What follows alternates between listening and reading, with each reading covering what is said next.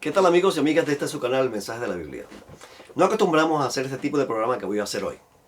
Hoy voy a hacer una respuesta a un superintendente testigo de Jehová que hizo un video de refutación contra el pastor Winston Medina y este servidor. Nosotros grabamos un tema sobre Apocalipsis capítulo 5, versículos 11 al 14, donde demostramos que los seres celestiales adoran al que está sentado en el trono y al Cordero. Él dice que no. Vamos a analizar sus argumentos y vamos a analizar qué es lo que realmente dice la Biblia en Apocalipsis capítulo 5, versículos 11 al 14. Te invito a que te quedes con nosotros durante los próximos minutos. Voy a ser muy breve, no voy a hacer una extensa longaniza como hace esta otra persona. Un video sumamente largo, prolongado. Para explicar la verdad no hay que dar tantas explicaciones. Y ese video larguísimo que se hizo, se lo voy a contestar en varios minutos, sin necesidad de dar tantas vueltas ni tantos saltos. En Apocalipsis capítulo 5 tenemos una escena de entronización. El Cordero está en el cielo, se presenta a Jesús como un Cordero inmolado, que está siendo entronizado, que va a recibir un libro de la mano derecha del que está sentado en el trono. Y entonces, en el versículo 11 dice, Apocalipsis capítulo 5 y versículo 11, y vi y oí la voz de muchos ángeles alrededor del trono, y de los seres vivientes, y de los ancianos, y su número era de millares de miriadas, y millares de millares. Los cuatro seres vivientes, según Ezequiel capítulo 10, representan querubines. Los querubines son los ángeles que ministran alrededor del trono de Dios.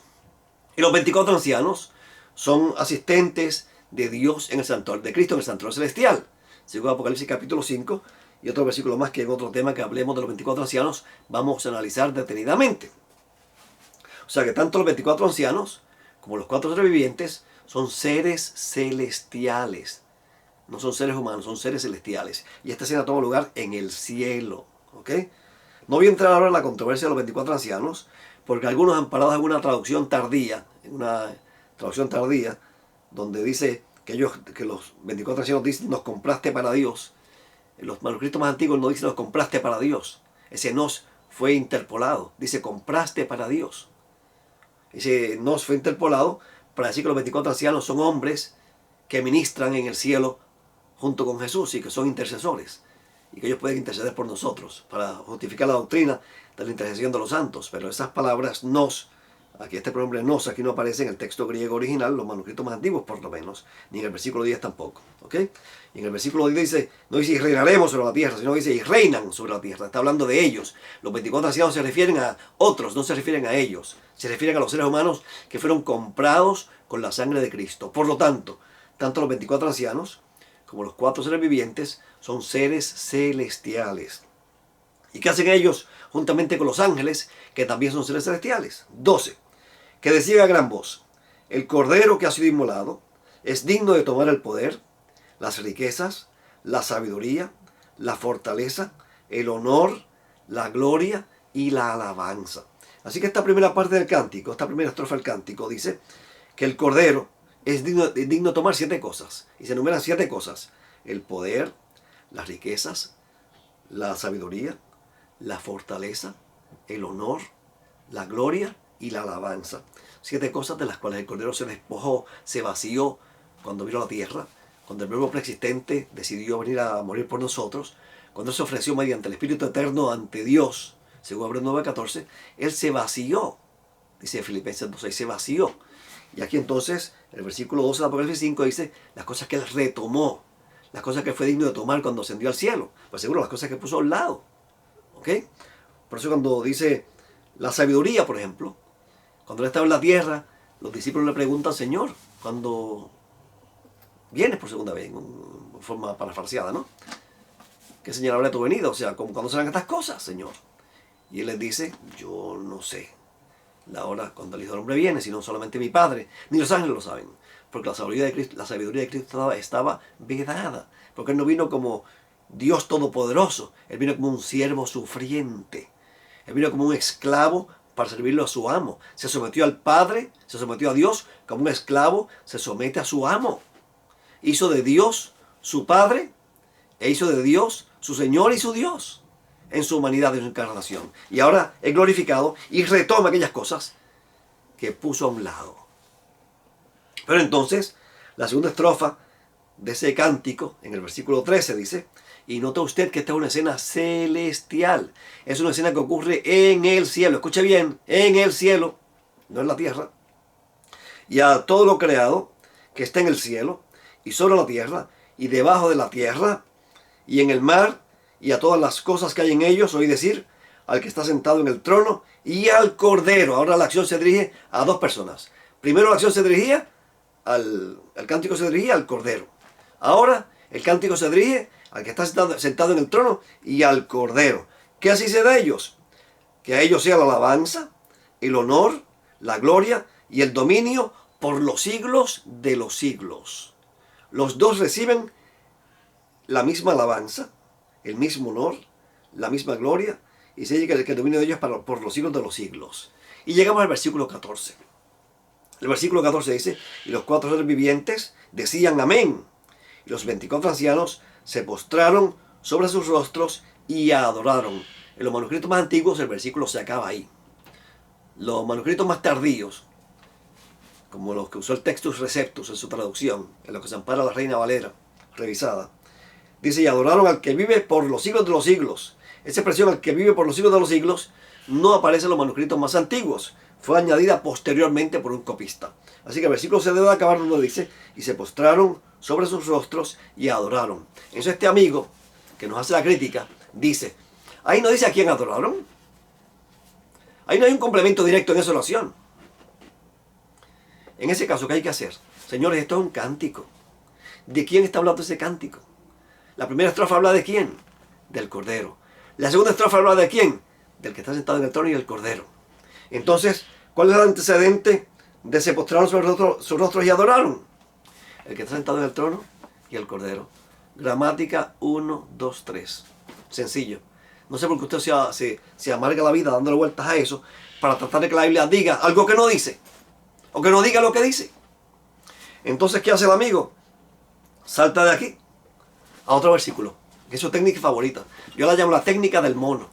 Algunos le dicen chango, mico. ¿Ok? Entonces, el mono, cuando se ve perseguido por otro animal, salta de rama en rama. Se va a saltar de árbol en árbol, de rama en rama.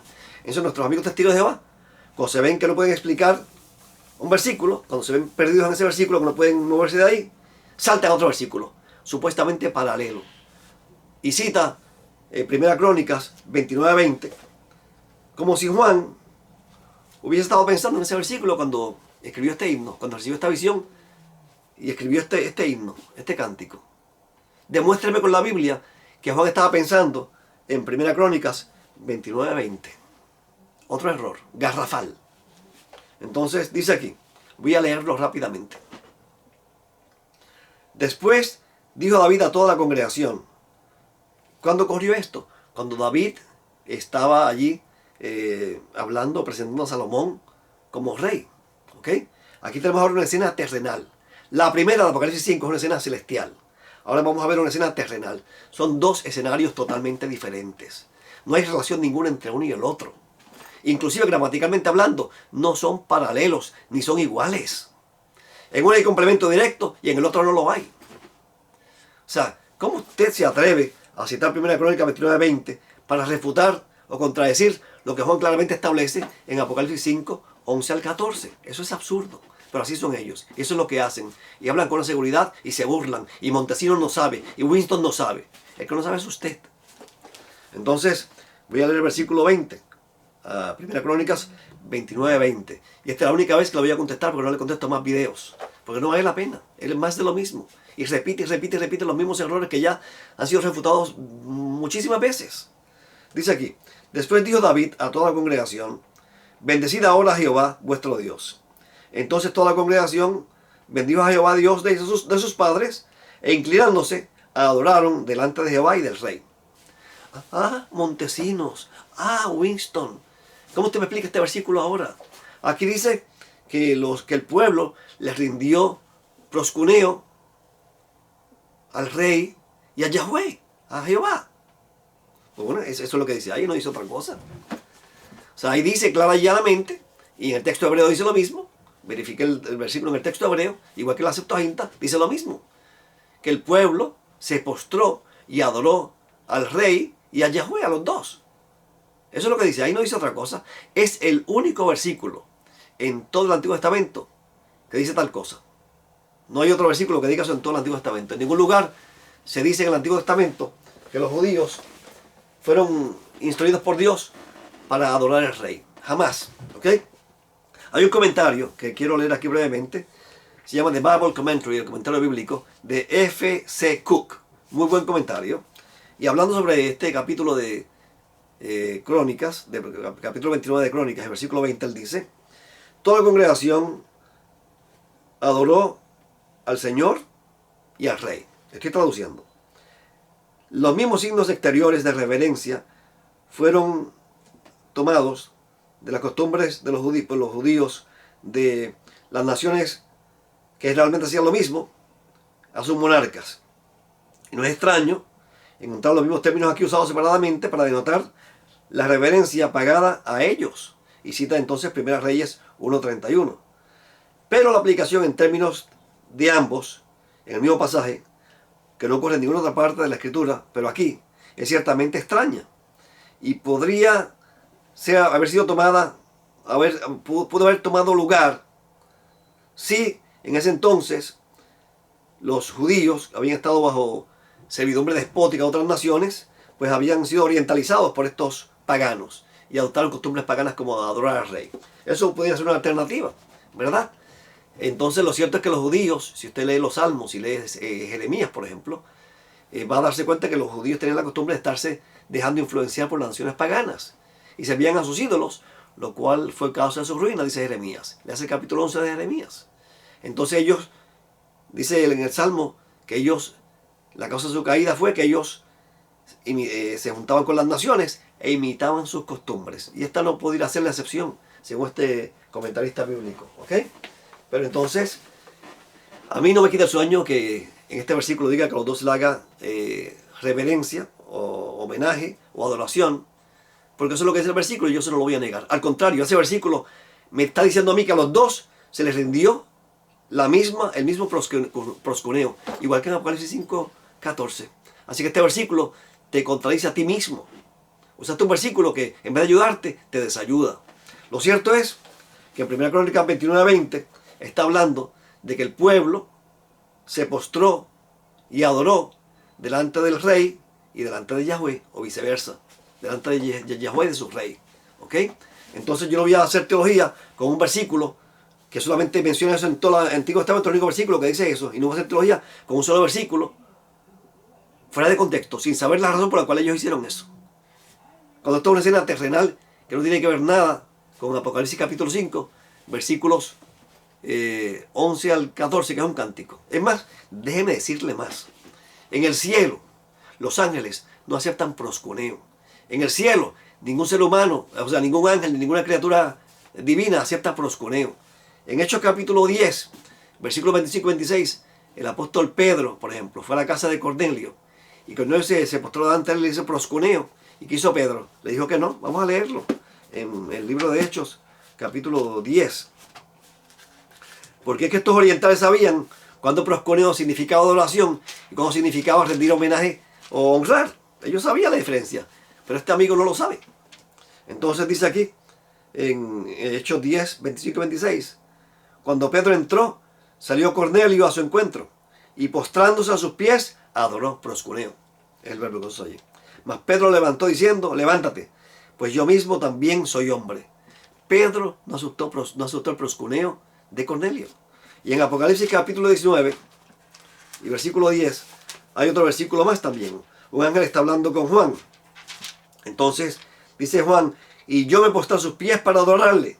Y él me dijo, mira, no lo hagas, soy consiervo tuyo y de tus hermanos que poseen el testimonio de Jesús. Adora a Dios. O sea, los ángeles tampoco aceptan proscuneo. En el Nuevo Testamento, Pedro no lo aceptó. Ni el ángel tampoco. ¿Ok? La palabra proscuneo es interesante. La palabra proscuneo son dos palabras. Pro, que significa delante de o ante, ¿ve? Ante esta persona, o delante de esta persona, o al frente de esta persona. Y cuneo, que significa en algunos léxicos besar, y otros dicen que proskuneo viene de pros, y de pros, que significa pro, que significa ante, y kuon, que significa perro. Y muchos entonces ven proskuneo como el acto de un perro de lamer la mano de su amo, un acto de sumisión. Y seguro, los hombres orientales se volvían sumisos ante sus gobernantes, ante sus reyes y ante sus dioses también. Y los cristianos somos siervos de Dios, estamos sumisos a Dios y somos siervos de Jesucristo también. Pablo, siervo de Jesucristo. ¿Ok? Entonces, no veo ningún argumento sólido que valga la pena en este pasaje. ¿Ok? Que este amigo nos está citando para contrarrestar lo que claramente establece el libro de Apocalipsis capítulo 5 y versículos 11 al 14 en este cántico. No son pasajes paralelos. Juan no estaba pensando en este pasaje cuando escribió el cántico ese. Tampoco la construcción gramatical es igual. Si falta de argumento que hace este testigo de Jehová, salta otro versículo. Como no puede lidiar con este versículo, no puede resolver el problema que este versículo le presenta, salta a otro versículo. Entonces uso el ejemplo de un futbolista, un tipo que juega soccer, fútbol latinoamericano, y allí pone el dibujito del jugador de soccer con el balón en el pie, y lo que hace es que se da un autogol. Se da un autogol él mismo se golea él mismo, con este argumento tan pobre que presenta, para tratar de contradecir lo que tan claramente dice Juan en Apocalipsis 5, 11 al 14. En más, en esta Biblia, que fue publicada en el año 1953 por primera vez, y se siguió publicando hasta el 1960, esta Biblia, el Big Boy que le llamaban los testigos de Jehová, en Hebreos 1:6, mire cómo dice, se lo voy a poner que usted lo vea. Ve la palabra worship, mire, ve la palabra worship. Dice, and let all God's angels worship him. Y adórenle todos los ángeles de Dios. Por muchos años, desde su fundación, los testigos de Jehová creyeron que al Hijo se adoraba. Charles Taze Russell, su profeta fundador, así lo enseñaba y así lo hacía. Inclusive en esta Biblia verde, que fue publicada en el año 1970, fue revisada en el 70, dice lo mismo también. Dice lo mismo también prácticamente. Dice, and let all God's angels worship him. Y adórenle todos los ángeles de Dios. O sea que su misma Biblia, por muchos años, por decenas de años, estableció clara y llanamente que al Hijo se adoraba. Pero un esclavo fiel y discreto le dio la manía de decir, no, al Hijo no se puede adorar. Y cambiaron entonces la Biblia. Y ya a partir de la Biblia con tapa negra, la Biblia con tapa gris nueva del 2019, ya habla de rendir homenaje, ¿verdad? Y no habla de adorar. O sea, ellos mismos se contradicen. O sea, Apocalipsis capítulo 5 es una escena celestial. El cántico que se menciona allí está dirigido al Hijo en la primera estrofa y al Padre y al Hijo en la segunda estrofa. Y el complemento directo de la acción del verbo, proskuneo, en el versículo 14, es el que está sentado en el trono y el Cordero. Gramaticalmente hablando y contextualmente hablando, no hay otra explicación, por más vueltas que le des. Te puedes saltar por toda la Biblia buscando ejemplos y no vas a poder refutar lo que claramente dice ahí. Te diste un autogol. Bueno, mis amigos, no tengo tiempo para más. Con esto creo que terminamos nuestra presentación de hoy y es la última vez que le respondo a este individuo. Dios te bendiga y te guarde.